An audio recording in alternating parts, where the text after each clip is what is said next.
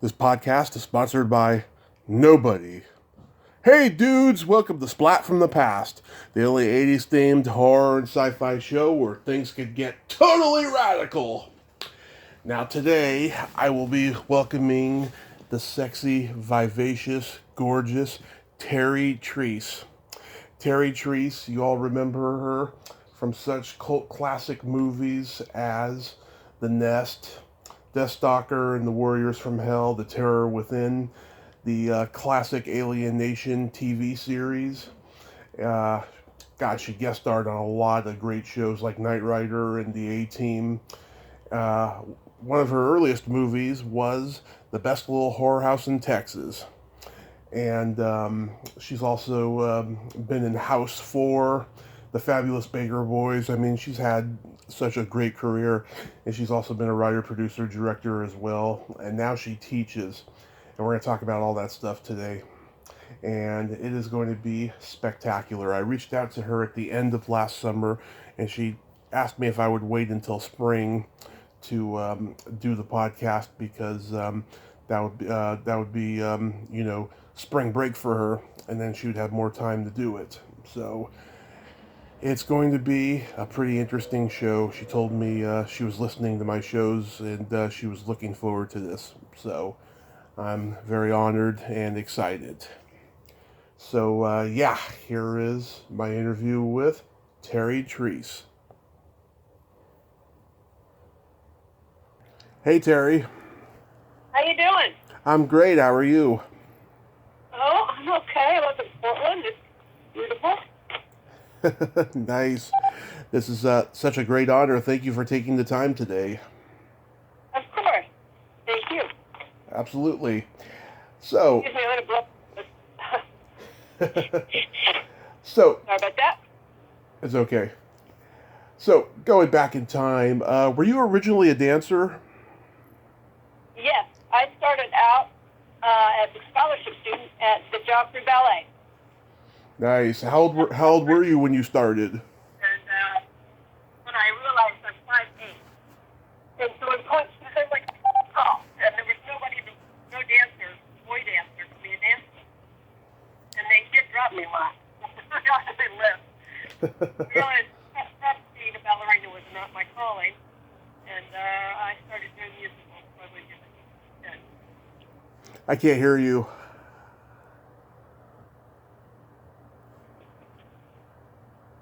Terri? Hello? Terri, hello? Yeah, I can hear you now. I lost you. Come again? Hello? Yeah? Yeah, I can hear you. Okay, great. Are you trained in all types of dancing? Yeah. I mean, I never trained in things like hip hop or ballroom, but kind of the basics of dance, tap, jazz, ballet, yeah. Yeah. Did you do any school plays at all when you were in school? Oh, yeah, all of them. A lot of musical theater? Yeah. I mean, musical theater was kind of my first love anyway, but when you get a ballet scholarship and you've got that kind of training offered to you, you just don't pass it up. So, if I could go get that level of professional dance training, then doing musicals should be fairly easy, which it turned out to be. Yeah. Were you born and raised in Kansas? Yeah, Kansas City. You're in great company. Lots of talented people came from Kansas, especially in acting, like Dennis Hopper, Dee Wallace. Yep. Dee Wallace was my ninth grade acting teacher. Really? Uh-huh. Oh my God, I've known her for a long time now, and she's one of my favorite guests to have on. And I knew her even before I started my podcast. Even back then, did she just say what was on her mind? Yeah, always. Always. She even taught dancing, I think, for my mom. My mom had dance studios, and I think she taught dancing for my mom for a while. Wow, I did not know that. Yeah, she is just a wonderful, special lady. Well, tell her if you talk to her soon, please her that I send my love. I sure will. I sure will. I got a Christmas card from her last year, and I cherish it. How's she doing these She days? Do you know? she works constantly. She has a radio show that she does on Sundays where she talks about spiritual healing, and she does conventions a lot. And yeah, I mean, she's active. She loves what she does. Good. She's such an industrious person. When she wasn't acting as much, I was wondering. I knew she had some other business going because that's just who she is. Yeah. You know what I mean? Yeah. Well, she did teach acting for a long time, and then she gave it up because she just got too busy after a while. I can understand. Yeah. So after high school, did you study dancing anywhere? Well, I was in New York. You were in New York? I went to New York at 15 on a scholarship, and I was at the Joffrey Ballet Company in New York. Mm-hmm. And my 16th birthday happened to fall in the middle of that summer. And I was really kind of tired of ballet, so I saw that there was an opening audition for a show called Pippin that Bob Fosse had directed. Oh, yeah. And I snuck in and ended up being there all day long. Had the greatest birthday ever, dancing and singing, and just so much fun. And then finally there were like 3 of us left. And, you know, these other 2 girls are like standing like showgirls and looking weird. I'm like, you know, I'm a 16-year-old gangly teenager. And Bob Fosse asked each of them what their credits are and what they've been doing. And he finally gets to me and he just looks at me and says, "What the hell are you doing in my theater?" And I went, and I had that moment of, should I lie? Yeah. What should I do? What should I do? My brain's flipping out. And I finally said, I got to tell them the truth. And I just said, "Oh, my God, thank you so much. This has been the best birthday ever. I just turned 16 today, and this is like a dream come true to be here and dance all day long. I'm at Joffrey. You know, I just started babbling." And he just looked at me. And he just turned around and walked away and shook his head. And then I got a call later that day. Mm-hmm. And he said, "Is this Terri?" I said, "Yeah." He said, "Well, this is Bob Fosse. Just want to let you know that we've been spending about 3 hours here trying to figure out how to hire you, but you're a minor, and I just don't think we can do it because we have to hire all these other people to be there with you. So 2 other people, be 3 salaries that we're paying, and we just don't have that kind of money for the show." And he said, "But you let me know when you come back." So, he said, "Well, can you stay?" And I said, "No, I can't. My parents can't keep me at the professional children's school. We just don't have that kind of money." Yeah. And he said, "Well, when you come back, you let me know when you come back." And about 2.5 years after that, I went into Pippin on Broadway in the same part that I had auditioned for. Wow. It was a really interesting experience being on Broadway. I did 8 Broadway shows. Nice. What was Bob Fosse like? Bob could be an incredibly charming guy. He was a very exacting choreographer and director. Mm-hmm. I learned a lot from him. But he had his demons, and Oh, yeah. he could be really nasty when he needed to be. But I never had a problem with him. I always thought he was funny, first of all. So everything he did that made everybody else cry, I thought was funny, which I don't know why I thought it was funny, but I just did. And I worked with him 3 times. I did Pippin, Mm-hmm. and All That Jazz, the movie All That Jazz, and the musical Dancing. So, Yeah, didn't he give you a small part in All That Jazz, the movie? I was in one of the chorus numbers in All That Jazz. Okay. It wasn't a small part. He shot my face a lot, but I didn't have any speaking lines or anything like that.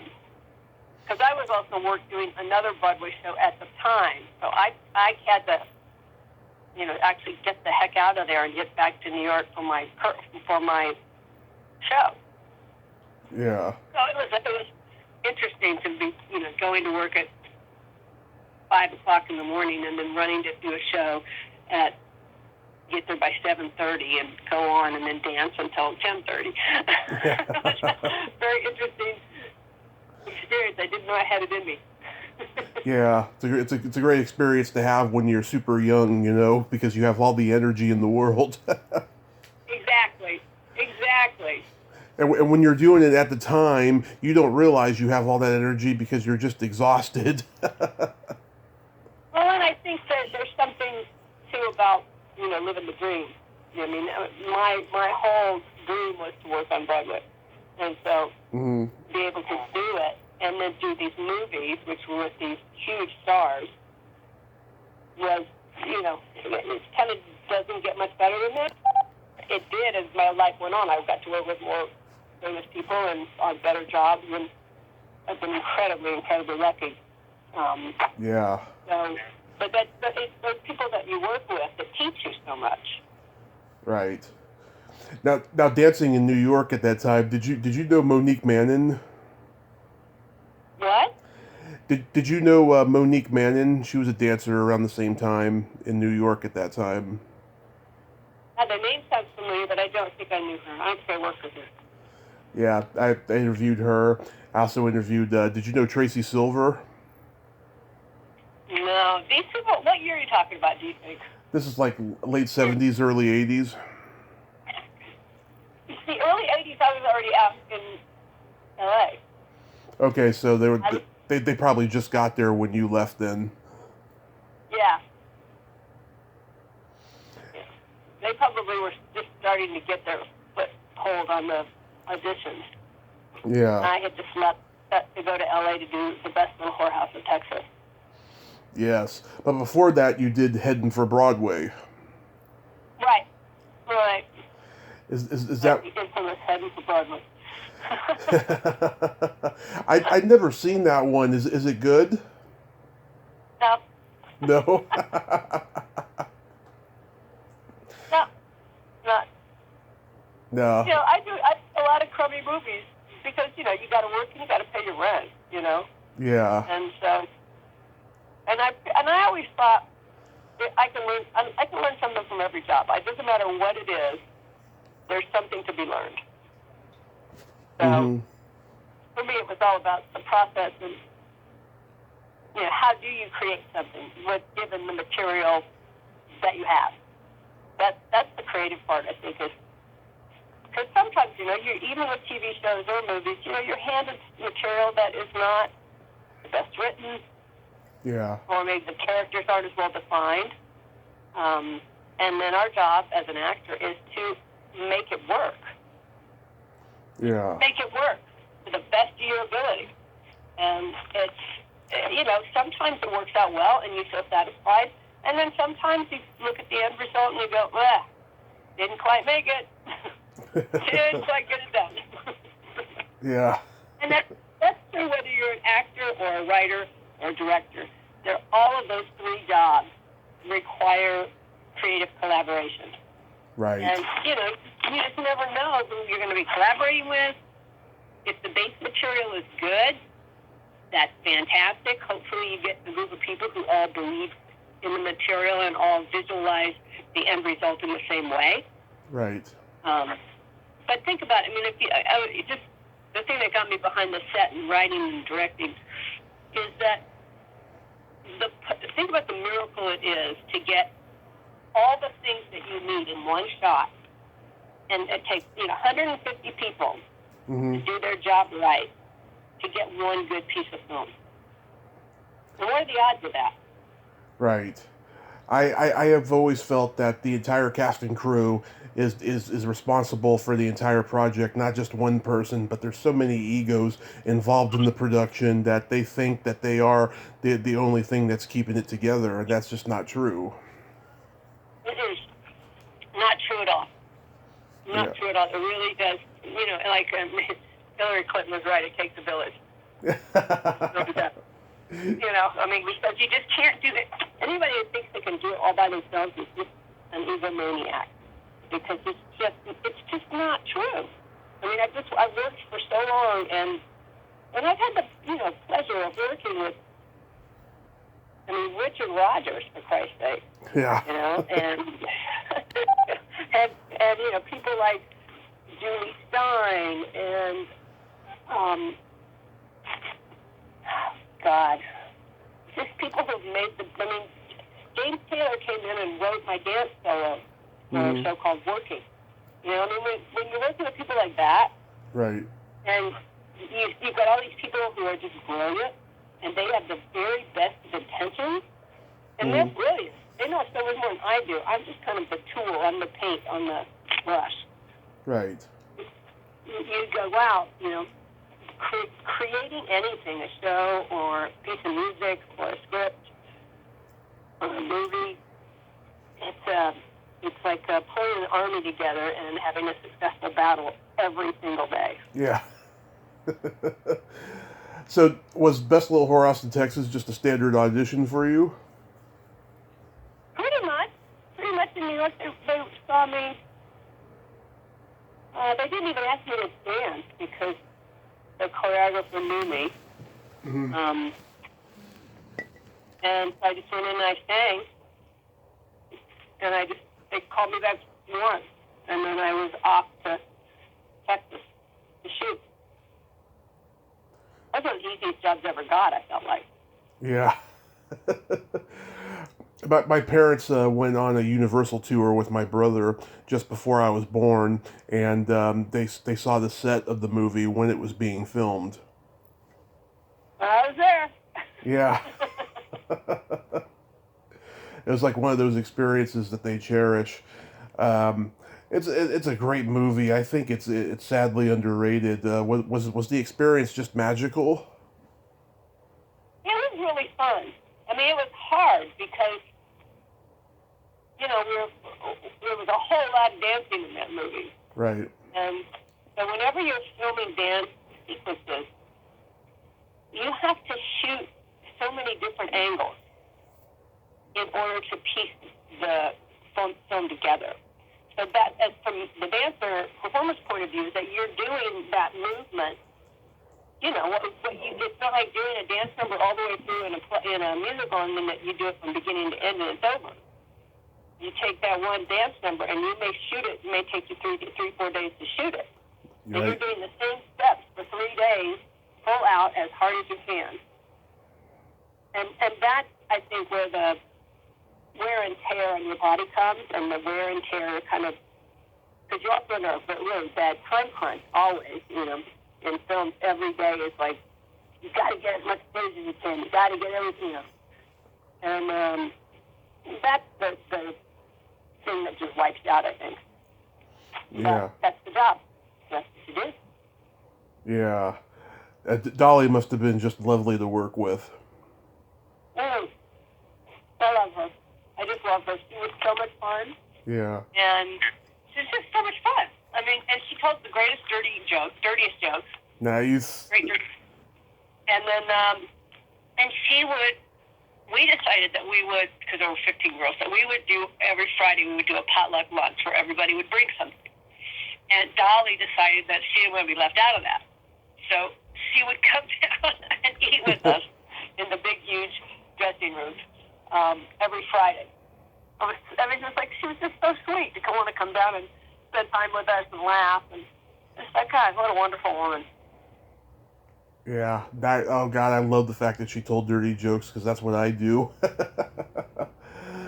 That's so awesome. Well, she's a good old girl from the hills. I'm sure she knows some of the best dirty jokes in the world. How was Burt Reynolds? You know, Burt didn't have anything to do with any of us. He really just stayed in his trailer and kind of ignored all of us. We were really on his landscape of important people to talk to, I think. Huh. That's interesting. I found out... You know what? And my husband worked with him on a movie, and he said he was the nicest guy in the world. Yeah. So, you know, it may just be, you know, who knows what was going on in his life at that time, too. You know, you never know when you meet people on a set. You're meeting them where they are, but they don't really need, nor should they have felt, obligated to let us know what's going on with them personally. Yeah. So you never really know unless somebody really builds a relationship of trust. It's just kind of hard to do in movies because you don't have much time. Mm-hmm. It becomes, if there's something going on in your personal life, it becomes difficult for them. And sometimes for other people, too. I think, too, that was around the time of the post-Sally Field breakup, so he probably had that on his mind as well. Might have been. I don't know. I can't remember what the...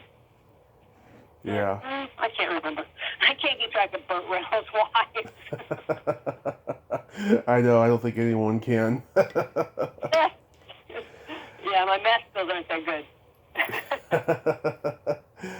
Then you were on the short-lived Seven Bridges for Seven Brothers. Seven Brides for Seven Brothers. Seven Brides, sorry. Typo on my research. It's okay. We did a season of that. We just did one season of that. And, it's just, I don't think we were in the right hands in terms of the leadership of the executive producer. Because he'd never done a musical before, so he had no idea what that meant. I mean, because you think about it, this is a long time ago. This is way before musicals, TV musicals, even being done. Right. I mean, how he says it, I'll never know. But he did, Yeah. But it was again, it was one of those things that got me somewhere else. Mm-hmm. It was a good experience, and that I learned a lot. We were shooting on location the whole time, which was hard, but I learned a lot, and it gave me a step up as an actress that, a lot of my friends took years to get that. Yeah. I was like, I saw on YouTube an interview that you and Richard Dean Anderson did at the time. I didn't see what the show was, but you two played off each other very well in the interview. yeah, he's fun. He's a fun guy. Yeah. Funny, clever. He's clever, real fast. I liked him. Yeah. Did you know then that River Phoenix was so talented at his age? No. No. No. I mean, he was a very sweet and sensitive kid. Yeah. But, I mean, he was 9, I think, or something like that. So. Yeah. Do you remember guest starring on Knight Rider? Oh, yeah. Yeah, the Hasselhoff, yeah. Yeah. He loves to upstage people. Yeah. He loves to, they'll set the camera marks and they'll set the marks on the floor, so you're going to walk here when you say this, and this is the shot. He would back up behind me. Mm-hmm. You start backing up, which means if I want to talk to him, I have to turn around. And then my back's to the camera. So I just thought, I'm not going to play that game. I'm just going to back up with him. Mm-hmm. He got so annoyed with me. Another dancer I know was in that episode, Amelia Kincaid. I don't know her. Yeah, she's in the Night of the Demons movies. She's the main demon in those movies. Ah. You were on the soap opera Santa Barbara. Everyone I've talked to tells me soap opera is the hardest job in acting. They are so right. They're so right. Well, think about it. If you get, for an episode of television, you get a 58-page script, and you're going to shoot it in 8 days. So that kind of seems doable, right? Right. How about 60 pages of dialogue in 1 day? Yeah. And you can't stop. And every day. Yeah, you can't.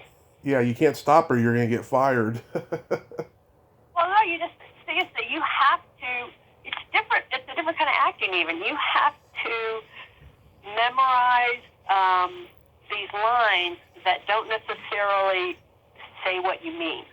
In other words, they're saying the opposite of what the character feels emotionally. So you're having to memorize this duality, which is what you should do for every character. Right. But 40, 50 pages a day of that when you only have the evening. Right. It's just that night before. That's all you get with that script. And plus, they're operating on an old medium of radio, because the way they talk on a soap opera is how they used to talk on the radio when they used to do them, and it could be a very slow, tedious process. Well, the problem is that once they start shooting the show, they start rolling the tape. Mm-hmm. They don't want to stop. I mean, literally, they get mad at you if you make a mistake and have to stop. They don't want to stop that rolling that tape at all. They just want to keep going. Yeah. So that's a whole other kind of pressure too. That's like, okay. Yeah. So you can't make any mistakes. Yeah. You know what I mean? It's like, really expecting to be perfect the first time? Okay, ask a lot. Did you know Mark Arnold when you were on there? Mark Arnold. I don't think so. May have. Yeah, he's best known. I didn't get to know anybody. That was the thing. I was there for 3 months, and because everybody on the soap opera kind of works within their own little world. Right. And when you're there, you're just cramming your lines for the next scene. I mean, literally, you can't talk to anybody because you're just memorizing your lines before you get out there. It's not like a place where everybody becomes friends, and the pace is so fast. Right.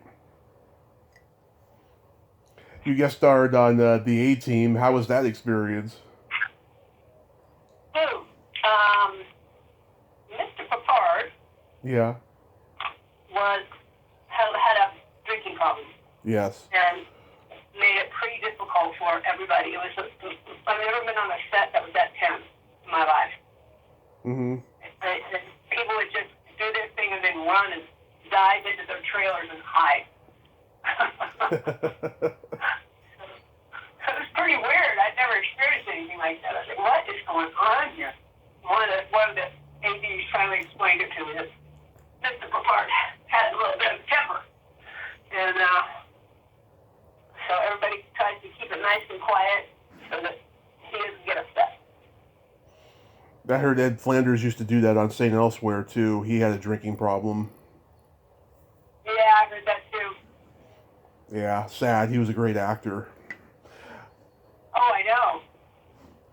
I'm in the middle of reading a biography about Mike Nichols. Yeah. Oh, my God. His thoughts with actors who had drinking problems. Mm-hmm. Make the toast curl. Yeah. It's really a shame, yeah. Wow, there's a powerhouse cast in that episode. Jeff Corey, Robert Vaughn, another guest of mine, Bo Billingsley, was in that one. And James Darren directed it. Wow. I used to teach for Jeff Corey. Really? Yeah, he was my acting teacher, and then he said, I'm going to go do this thing. Would you mind teaching for me? I'd love to. So I was at his studio. I'd go to class, and then I'd sub there for him. Did he mentor you? Yeah. Mm-hmm. He was great. I mean, he was just such a smart guy and kind.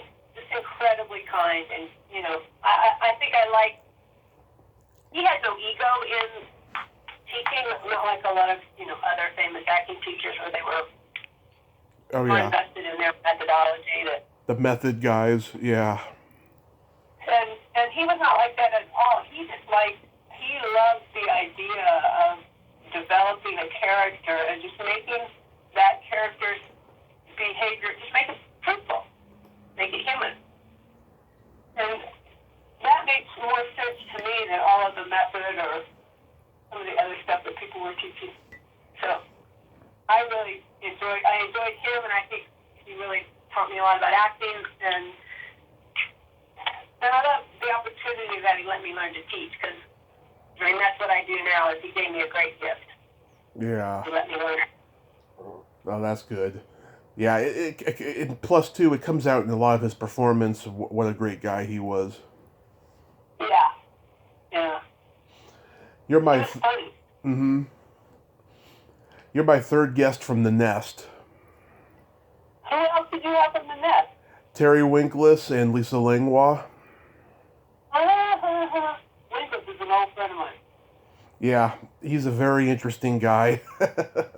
He is a very interesting guy. He's Yeah. in India sometimes after acting. Yeah. He came on my show, and then about a month later, he told me he wanted to come back on to give me a better interview, and I was like extremely booked at that time because it was during the holidays and stuff. He hasn't come back on though, but I don't rule out the possibility because he is quite a character. Oh, you have me back. Yeah. Oh, yeah. Yeah. I love Terry. I mean, he and I worked together a couple times, 2 or 3 times. And then I got him onto one of the shows that I was writing and producing on as a regular, director in rotation. So that was really nice to have him be there, to work on both sides of the camera together. That was really sweet. Mm-hmm. How was working with Lisa? Oh, I like Lisa. She's great. Yeah. I had a weird experience with her, which we don't need to get into because I don't want to be negative on the podcast, but it was challenging. I mean, even Terry told me she was kind of a challenge to work with, but everyone's got their own experience, I guess. Well, and people who tend to be difficult will choose to be difficult in ways with people in places that's really unnecessary. Right. You may have just gotten like the end of the buckshot. At the end of the buckshot, yeah. The set was plagued with cockroaches for years after this movie, I was reading. Yeah. I don't know why it makes me laugh, but it does. Was that scary at all? I wasn't going to touch him. I didn't touch him. Yeah. I know, but No.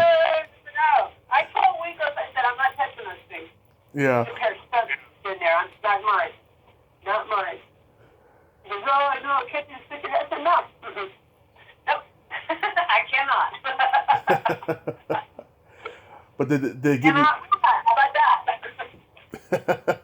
But did they give you the willies at all? I mean, if you live in New York for any amount of time, Oh, yeah. get pretty used to the little buggers. But not my cup of tea. I'm not like an insect person. Oh, yeah. Insects in my territory die, and they just go back and tell the other part of the community not to go there, because I will just kill them. Yeah, you have to be a really messed up, broken person to be an insect person. At least that's my theory. I just don't get it. There are some things like people who can buy certain premises for movies. Yeah. Like I can buy into I can buy into certain premises of movies, and there's some that I just can't buy into, like The Walking Dead. All I do when I watch The Walking Dead is look at how the makeup is on. Is it coming off? Yeah. Is the zombie makeup coming off? Is it sticking on good out there in that sunlight? That's all I see. Whereas other people buy in and can see the whole, can buy into the whole franchise. Yeah.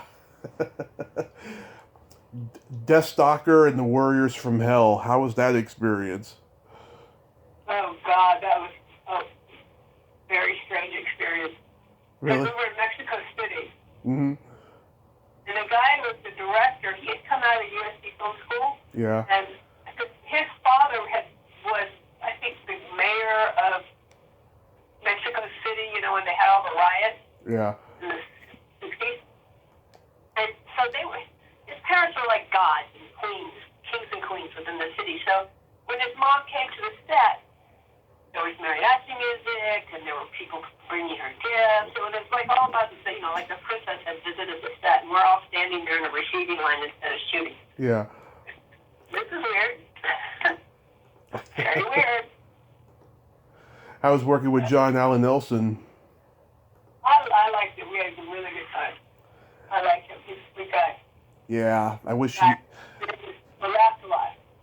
Yeah, I wish he did podcast interviews or was in the limelight more and stuff. He's a very talented guy, I think. What's he doing these days?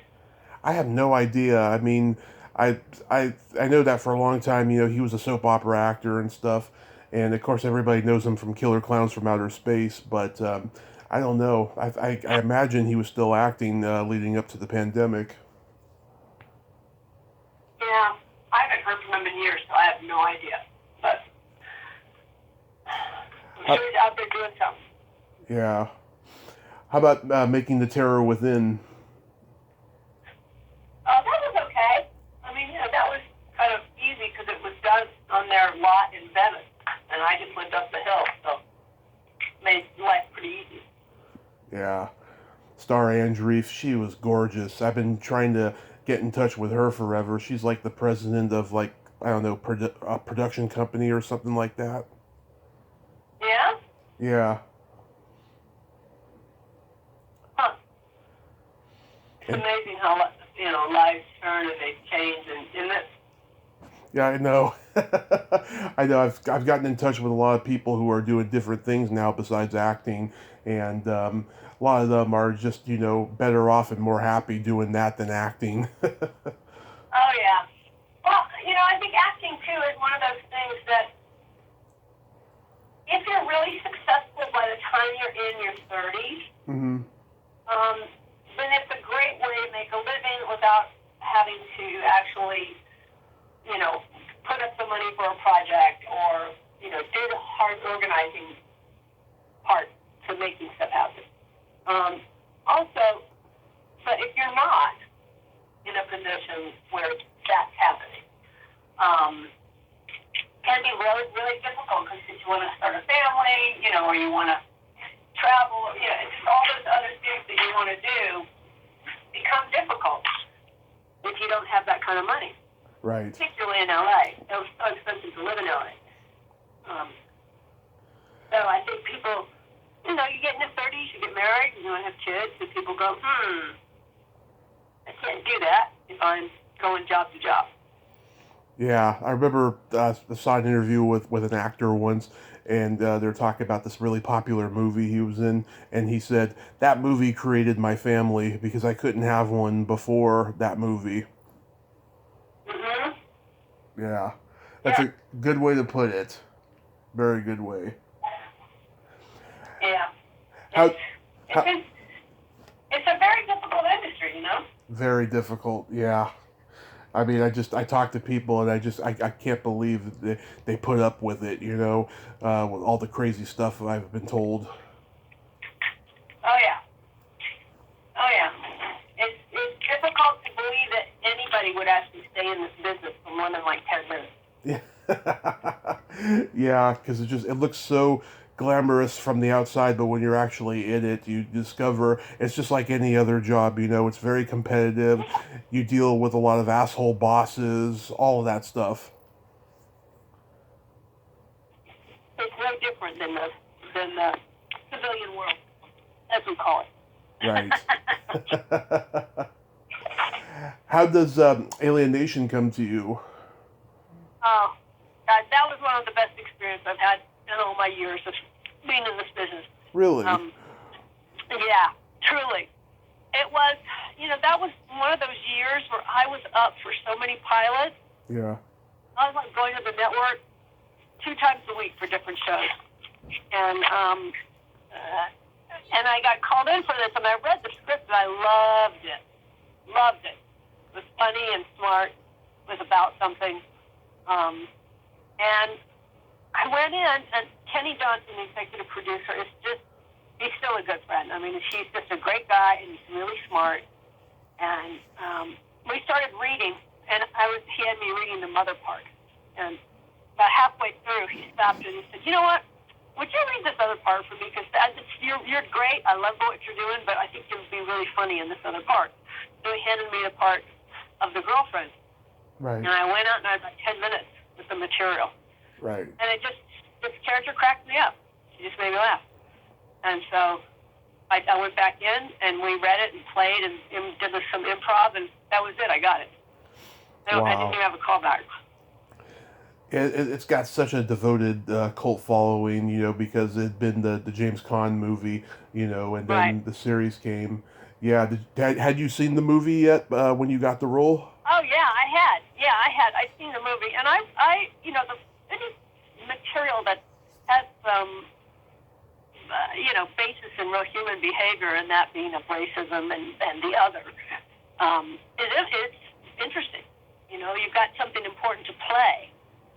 I mean, Kenny made us wear those heads, Mm-hmm. and he put those heads on us, and it took like 4 hours the first time that he did it.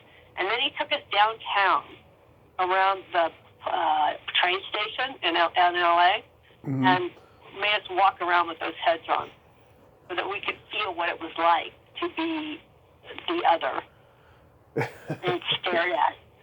And people reacting to us with one lady saw us and cried and started running away. I mean, it was really whoa! Like, this is a different experience to be viewed this way. How long did it take to put those on? Oh, it started out the first day we did it. It was like 4.5 hours, but we finally got it down to about an hour and a half. Still, when you have to get there at 4:30 to start your makeup, and nobody else shows up till 6. Right. It seems like a little bit of a hardship. I don't know. I know. Getting it off at night too was a whole big hazard. That took at least 45 minutes. So a good portion of your day was spent in the makeup trailer, either getting it on or getting it off. I call it the Dutch crunch head. Yep. That's what. And it was like a sponge too. So the more you sweat in it, Yeah. the more it was like a lake under there. We used to call it Lake Geneva. You could kind of, the sponge just absorbed all your sweat, and you were sweating profusely because you couldn't, there was no air. Yeah. There's these tiny little slits for the ears, and that didn't get any air in there. Yeah. But again, like I said, it was the most fun group of people, and we just laughed all the time. Eric Pierpoint and Jeffrey Marcus they were just so funny together, and we just spent all day laughing every day. I couldn't get to work. Couldn't wait to get to work because we had so much fun. Yeah. I'm sure you get recognized from that, like, more than anything, right? Well, it's hard when you have that head on that big rubber thing on your head. People don't really recognize you unless they really, really watch the show and they say, "Oh, wait a minute, I know your eyes." Let's see where I know your eyes from. Then they'll get it. But I'm lucky. I feel very lucky. I can be a little anonymous now in my life as a teacher, and I don't have to disprove anything about anybody's preconceptions about who I am. I can just dive in and teach, and there's no preconceived or they haven't prejudged me in any way. Yeah. Nice. Last year I reached out to Kenny Johnson.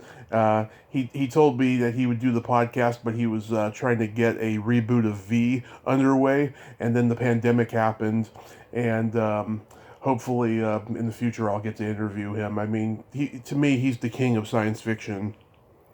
Yep, he's the best.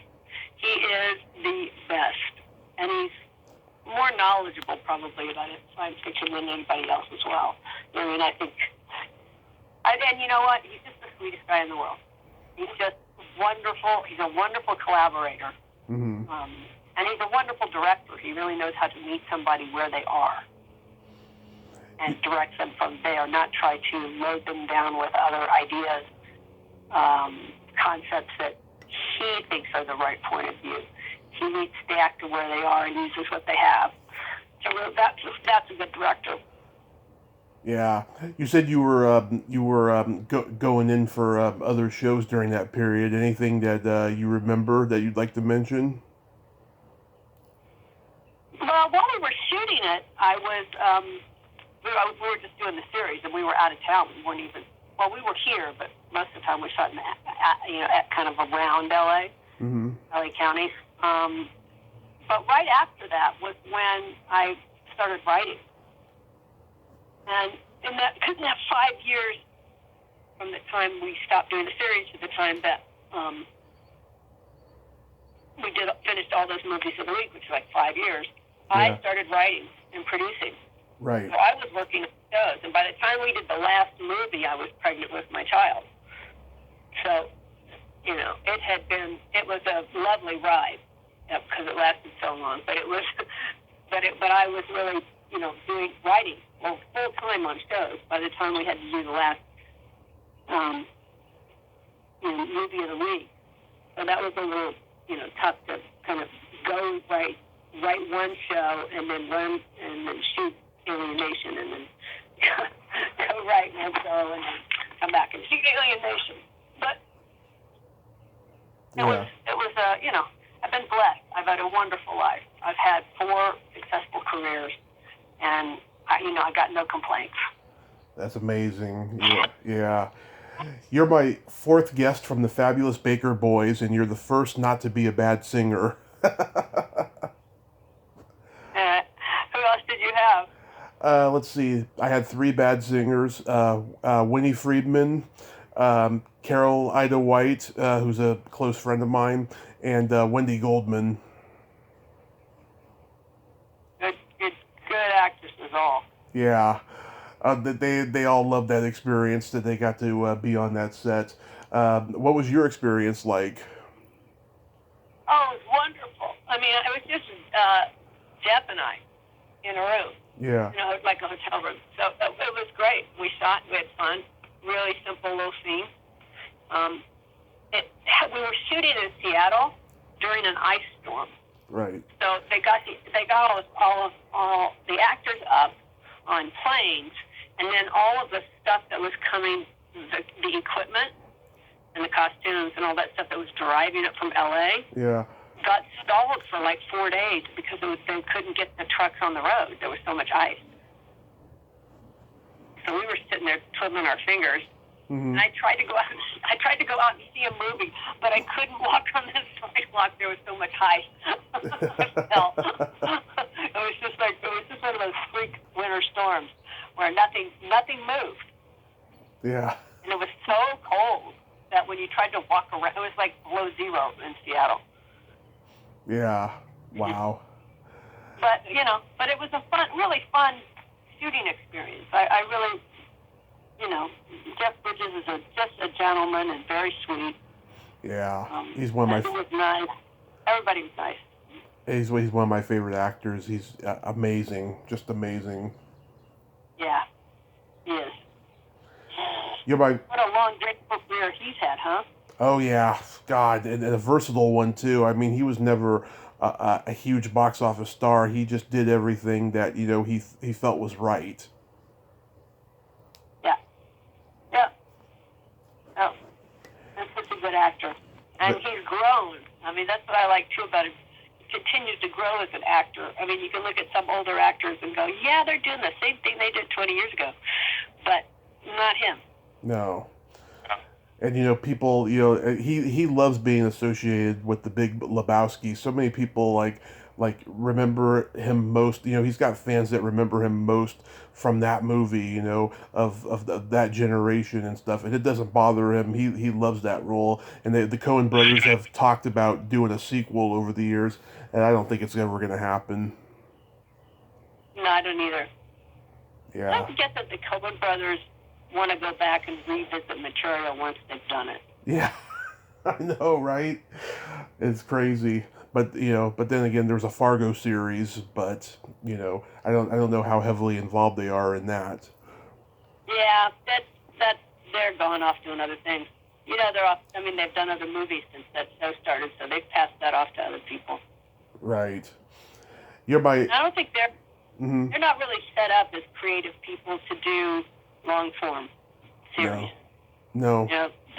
They like to have a tight arc of a story and to tell it in that, feature format. Yeah. And that's great. If that's the format you like. I like television better as a creator. Really? as an actor. I like television too, but it's just like every time I turn on an Amazon or Netflix movie, I feel like I'm watching television, and that's not bad, but it's like I want a cinematic experience, you know what I mean? Well, there's a lot of good stuff out there that really is cinematic.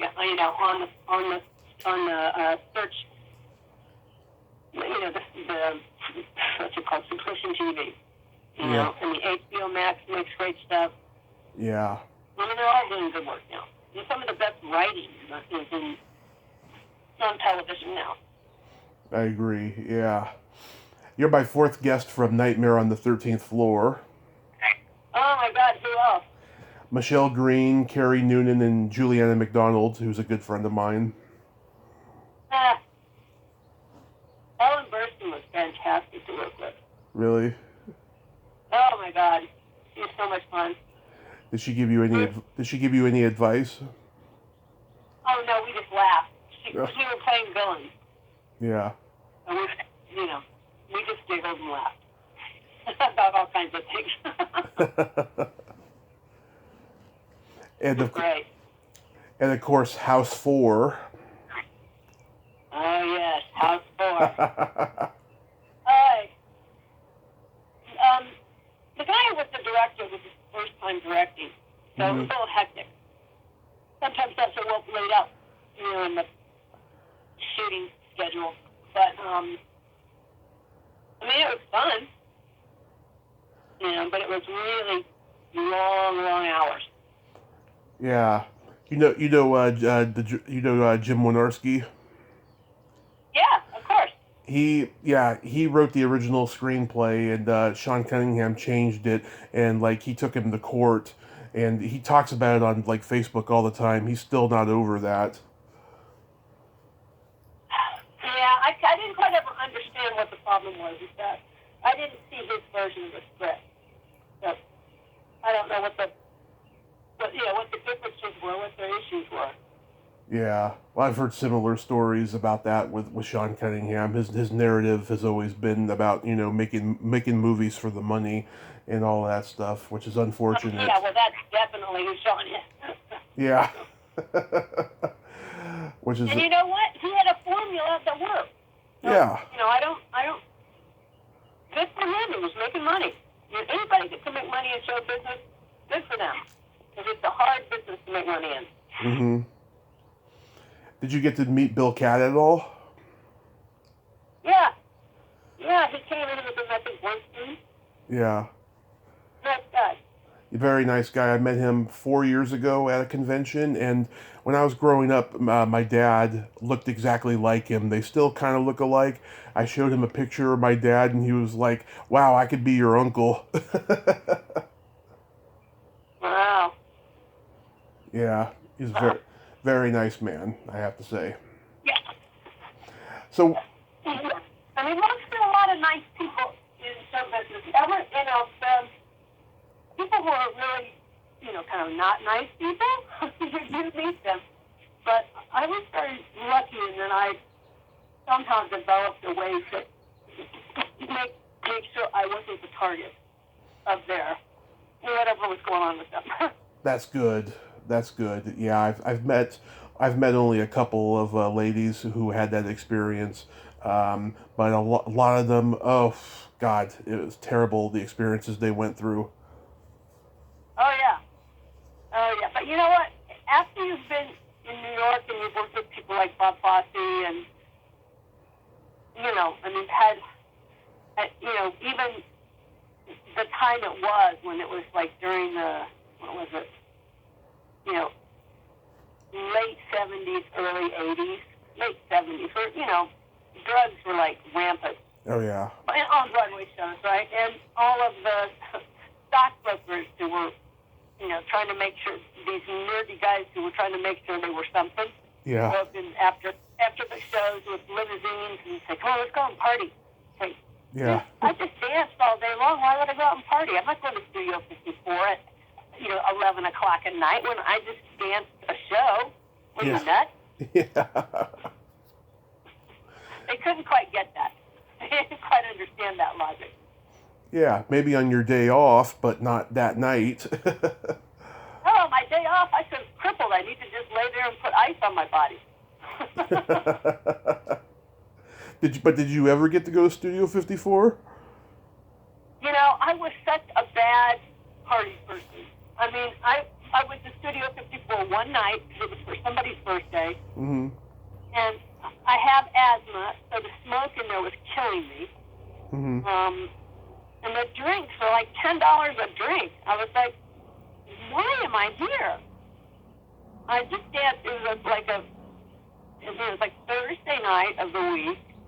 We'd already done shows Monday, Tuesday, and then 2 on Wednesday. So I'd already done 4 shows that week. And, you know, I go in there, and I can't breathe because there's so much cigarette smoke. And the drinks are just ridiculous. And I don't like the loud music, so I finally went, this is dumb. I'm dumb for being here. I'm leaving. Yeah. And I said to my friend, I said, here's Sam's birthday present. Give it to him when the time is right, but I'm going home. Nice. I've never been like somebody who wants to hang out in big groups. Yeah. It's just loud, banging music doesn't work for me. Never has. Yeah, I did plenty of that in my 20s. I was in the bar life. I was a bouncer in a couple of nightclubs, and it was a fun experience. One that I hope to write a book about someday because it was insane. It was like it was like, you know, in the late 2000s, like the last decade, you could get away with the stuff that we did. Now, just there's cameras everywhere. Right. You can't do that stuff anymore. No. And you know what? Thank goodness. Thank goodness that you can't do that stuff anymore. It keeps more people healthy and alive. And it enforces self-discipline, too. Yes. Well, that's the great thing about being a dancer, you know. If you can train that hard to be able to do the things that ballet dancers do, and you know how to have that mental discipline, I just think I applied that mental discipline to every other job I ever had. And that was what made it, I could learn quickly Mm-hmm. and move quickly up into a new kind of arena, from, musical theaters to movies, Mm-hmm. to TV as an actor, and then behind the camera as a writer-producer. So I'm very lucky that I had that discipline. I didn't even know what that meant to have that focus, to learn that kind of focus as a dancer. But boy, did it pay off for me. Yeah. What was the moment that you decided that you wanted to get behind the camera and stuff? I was doing, it was actually a Wynorski film. Mm-hmm. I was doing a film for Wynorski, and it was, I think it was called, used to be called Little Miss Millionaires, I think was what they settled on. It was something like that. And I was playing the mom of the girl that was in trouble. And, and so all you do in those scenes is cry, basically. And I thought, you know what? Just 2-3 scenes out of a movie, and I'm crying the whole time. It's Mm-hmm. boring. I'm bored. I need to learn how to do something else. And the same thing was true when I started getting too injured as a dancer. It's like, I can see I'm broken my feet, my knees wrecked, my back's hurt. I better learn how to do something else because this body's not going to last much longer. Yeah. So, it's like those little moments where you go, let's reassess here. Let's look at what's really happening. You directed the movie Play Nice. I've interviewed Amy Steele. Yeah. Yeah. She's a great lady. She's a real tough cookie, and she doesn't suffer fools, but she liked me from, the moment we started our interview. Oh, that's nice. I like her. Yeah. I like her. I like everybody on that show. I mean, it was hard to... It was one of those jobs where they say, because I'd never done it before, they said, yeah, okay, we'll give you a chance to do this. will give you $1.5 million, and you have to shoot it in like, I don't know, 3 or 4 weeks, which was damn near impossible. But I got it done. I wouldn't say that there's a lot to be proud of there, but I got it done. Yeah. Yeah. And I got a hands up, big, like, thank you to Terri Treas, because he came and held my hand for most of that. Oh, nice. I'm glad. Yeah, I mean, was there with me on the set, and would help me out, because I'd never directed before. And I'd say, okay, so if I these are where I think I should put the camera, and he'd say, okay, that's good, but you also need this, this, and this. Mm-hmm. So I think the only reason it cut together was because of Terri Treas. Yeah.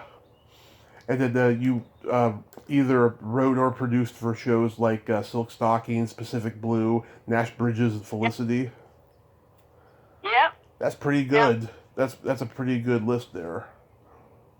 Yeah, Felicity was probably in terms of prestige jobs, that was like the prestige job that we did. It was the highest ranked show and, ran #1 for a long time. But all the other jobs, again, you learn something from everything you do. And it was, particularly the canal shows, because they like to keep their writing steps really, really small. So you got to write more script. Right. I mean, I think on Silk Stockings, out of the 22 episodes we did, I think we rewrote, right, like 13 or 14. So that's a lot of writing in one season. That is, yeah. It's a real grind. What made you get into teaching? Well, I did. I had worked since I was 12, and I had never really had a break. And I'd had my daughter, and she was like 4 years old, and I realized, I'm really missing this whole thing with her. And I thought, I've worked my rear end off, and we kept our lifestyle really small. We didn't go out like a lot of people do when they get their TV jobs. They go out and buy the big houses and the big cars and all that stuff. And we didn't do that. We kept our lives really small. Small house, used cars, that kind of stuff, because none of that stuff mattered to me. Yeah. And I'd rather take big vacations than have a huge mortgage. And then when my daughter came along, we had been working for so long that we were financially in a good place. And I just said, you know what? I haven't had time off since I was like in my early 20s. Mm-hmm.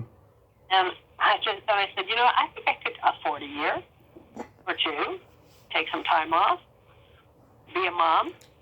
And I did. And I ended up not really going back to work for another 5 years.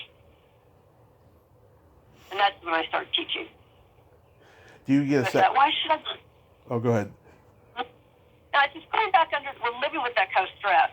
Just writing for TV is a 24-hour gig, right, 9 months out of the year. Right. Do you get satisfaction teaching that you don't get when you're actually performing? Yeah. There's something really special about seeing, when you're teaching a concept, and this goes for dancing or acting, and there's a conceptual point at which, if you understand that point, then the doing of whatever you're being asked to do becomes easy. And that communication point is really exciting, when you can see that student's eyes light up and go, oh, wow, now I get it. And then they can just execute. That's really exciting. And the school that I work at 2 schools. Mm-hmm. I run the playground in Orange County, and the playground is considered the best on-camera acting school in the country. Mm-hmm. For kids, teens. And then I also teach at the 4th best arts high school in the country, called Orange County School of the Arts. And God, what a pleasure it is there, because these kids, I teach high school kids, so they've already been there since they were in the 7th grade. So they've been studying acting and singing and dancing on a professional in a professional way at a conservatory since they were 12. Mm-hmm. By the time you get them, I mean, they don't think they're pros, but they could be. Yeah. They have these beautiful singing voices, and because it's an academic prep school, they're all really smart. So, getting them to grasp concepts, accept, and execute them happens much faster, which is a joy. Yeah. That's wonderful that you're doing something that you love. Do you miss acting at all? A couple of years ago, I acted in a student movie, and I think the thing is, I like the puzzle of it all. Mm-hmm. So, writing is a puzzle, whereas acting is not really a puzzle. You're taking someone else's puzzle, and you're being certain pieces of the puzzle. Mm-hmm. Whereas if you're directing, writing, producing, you've got the whole puzzle in your hands. Right. So it's just a different kind of you have to go in two different heads, two different point of views. And I really like the bigger puzzle. Nice. So I have acted. It didn't really make me want to run back and do it professionally again. Nice. I have a dirty joke for you. Sure. Okay. You know the difference between a golf ball and a G-spot? No. A man rather spend 20 minutes looking for a golf ball. That's funny. That's an Easter egg hunt in and of itself. Well, Terri, I want to thank you so much for coming on today. And like I said, I'm glad that you're doing what you love, teaching. And I'm glad we waited a while before doing this and stuff.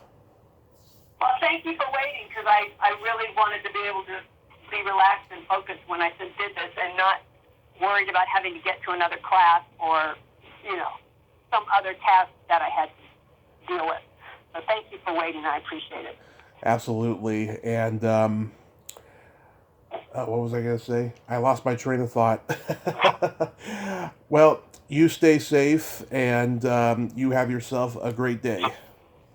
Thank you. Take care of yourself, okay? Thank you. I will. Bye-bye. Bye-bye. Well, there you have it. Terri Treas. Ain't she a sweetheart? What a great lady, huh? I'm glad we got to finally do this, and I'm so glad that she's doing what she loves. I mean, there's no other way to put it. I mean, to go from a hugely successful career like that to, from acting and dancing to teaching, I mean, that's extraordinary. Well, but until next time, this is Tommy Throwback Kovac saying, there's no shame in living in the past, because the present sucks. Later, dudes.